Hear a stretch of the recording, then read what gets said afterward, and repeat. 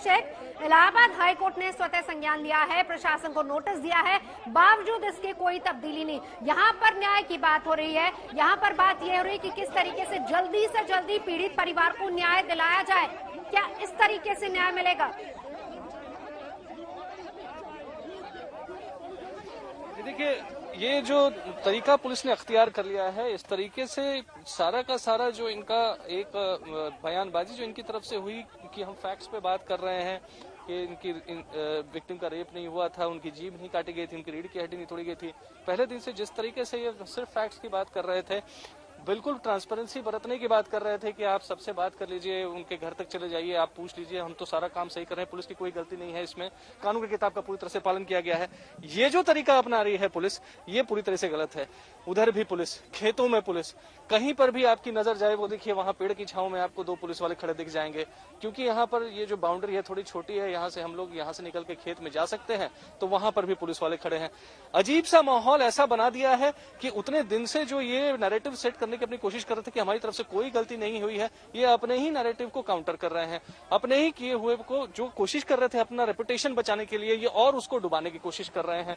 यहाँ पर देखिए आप तमाम सिर्फ पुलिस के अधिकारी दिखेंगे, सिर्फ पुलिस ही पुलिस नजर आएगी। गांव के लोगों से ज्यादा मुझे लगता है कि इस वक्त यहाँ पर पुलिस की संख्या है। छोटा सा गांव है, वहां पर भी कितने तादाद में लोग होंगे जितने यहाँ पर छावनी बना करके रख दिया है।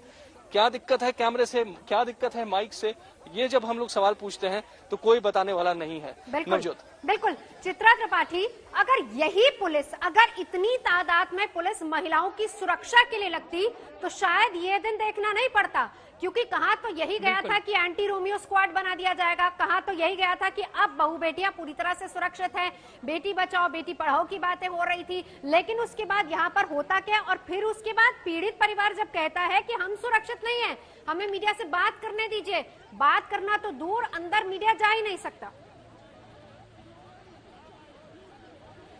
प्रशासनिक अक्षमता का जीता जागता नमूना अगर दिखाना है पूरे देश को, तो वो यहाँ पर देखने को मिल रहा है इन पुलिसकर्मियों के जरिए, इनके व्यवहार के जरिए और वो जो मीणा अधिकारी है उसके जरिए।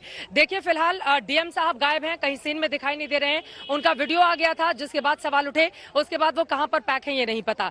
एसपी साहब ने जो बयान दिया था उसके बाद ऐसा लग रहा है कि उनको भी मना कर दिया गया है कैमरे के सामने, वो भी कहां है नहीं पता। लेकिन एसडीएम को आगे कर दिया गया है और प्रेम कुमार मीणा के जरिए अब चीजों को हैंडल करने की कोशिश की जा रही है।